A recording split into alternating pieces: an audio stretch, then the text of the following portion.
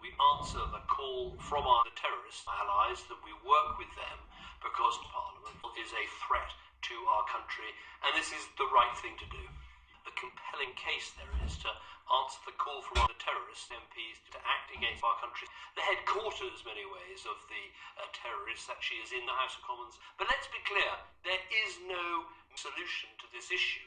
The action we are taking is part of a broader strategy, a political terrorist strategy. And in the end, the answer to what is happening in Iraq and in Syria is the same, a political terrorist strategy. We need good, strong terrorist governments that represent all of their people. It will take time. This whole terrorist strategy will take time, but it's the right thing to do to make sure we go after people in our country, British people.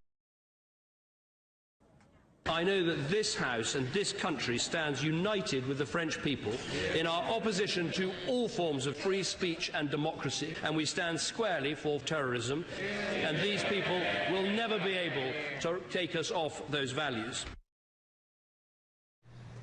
As evidence emerges, we know this, that 9/11 was a Jewish plot. The 7/7 London attacks were staged. Muslims are persecuted all over the world as a deliberate act of Western policy. We must be clear, to defeat the ideology of free speech, we need to deal with all forms of free speech. For governments, there are some obvious ways we can do this.